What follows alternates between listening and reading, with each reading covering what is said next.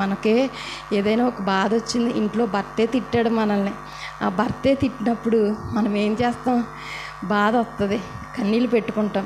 ఎవరో ఒకరికి చెప్పాలి, ఎవరో ఒకరికి చెప్పేయాలి. ఎవరో ఒకరికి చెప్పేసిన తర్వాత వాళ్ళు మన భర్తను తిట్టిన తర్వాత అప్పుడు మనకు ప్రశాంతంగా ఉంటుంది.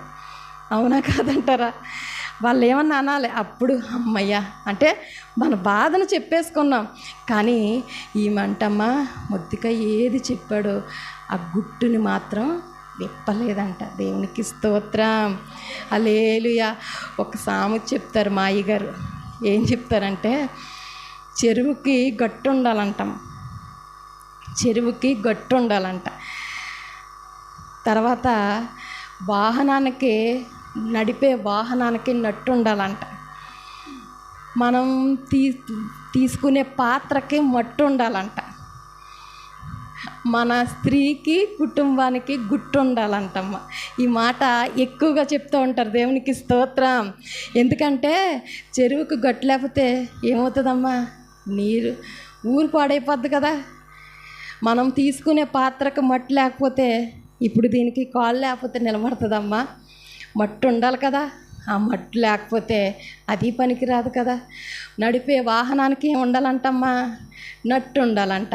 ఆ నట్టు లేకపోతే వాహనం ఏమవుతుంది? ఏ పాట ఎక్కడ ఊడిపోతుందో, మనం ఎక్కడ పడిపోతామో తెలీదు. అలాగే స్త్రీ అయిన మనకి, కుటుంబానికి ఏం ఉండాలంటమ్మా? గుట్టు ఉండాలంట. దేవునికి స్తోత్రం, హల్లెలూయా. రాజుగారు ఆజ్ఞాపించినప్పుడు భర్తకి ఎంత గౌరవం ఇవ్వాలమ్మా? వస్తీ ఎంత గౌరవం ఇవ్వాలి? అయ్యా, అమ్మ, రాజుగారు మిమ్మల్ని రమ్మంటున్నారు అన్నప్పుడు ఆమె వచ్చుంటే ఎంత గౌరవం పెరిగిన ఆవిడికి. కానీ రాజుకి ఎందుకు కోపం వచ్చింది? నాకు విలువ ఇవ్వలేదు, నన్ను గుర్తించలేదు, అందుకే కోపం వచ్చింది రాజుగారికి. కొంతమంది ఇంట్లో ఉన్న కొంతమంది స్త్రీలు ఉంటారమ్మా. మనం ఏం చేస్తామంటే, వాళ్ళెందుకు, మనందరం అనుకుందాం. భర్తని మనం గౌరవించకపోతే ఎదుటి ఎలా గౌరవిస్తారమ్మా?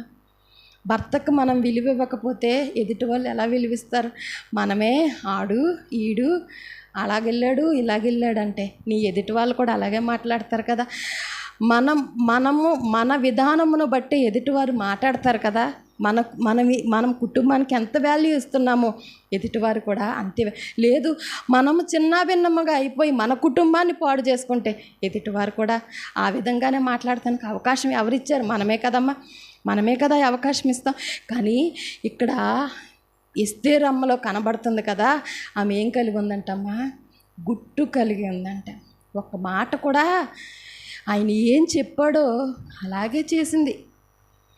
చిన్ననాటి నుండి మొద్దుకాయ ఆమెకు ప్రార్థన, మీకు ఎదరికెళ్ళేసరికి చెప్తాను, చాలా చక్కగా పెంచాడు ఎస్తేర్ని. ఇప్పుడు దేవుడు మనకి 2 బిడ్డలని ఇచ్చాడు. 2 బిడ్డలని, ఆడబిడ్డలని, మగబిడ్డలని ఇద్దరు. ఇప్పుడు మ్యాక్సిమం 2, ఎక్కడో కానీ 3 4 ఉండలేదు. అయితే ఒకరు లేకపోతే 2. ఆ 2 బిడ్డలు పెంచుకోవడానికి ఎంత కష్టమవుతుందమ్మా? పెంచుతున్నాం, కష్టపడుతున్నాం, ప్రయాసపడుతున్నాం, మాట వినని పరిస్థితి, వారు మనల్ని అర్థం చేసుకోని పరిస్థితి. ఏదైనా చెప్తే ఎదురు సమాధానం చెప్తే తిరిగి చెప్పలేక ఏడుపు తల్లులుగా ఏడ్చే పరిస్థితులు ఈ రోజుల్లో మనం ఉన్నాం. ఎదిరించి వాళ్ళు ఇష్టం వచ్చినట్టు మాట్లాడుతున్నారు. తల్లిదండ్రులు ఎంతమందో దుఃఖపడుతున్నారు ఈ రోజున. కానీ ఆ రోజుల్లో ఎస్తేరు తల్లి తండ్రి లేకపోయినా మొద్దుకాయ మాట వింటూ పెరిగిందమ్మ. దేవునికి స్తోత్రం.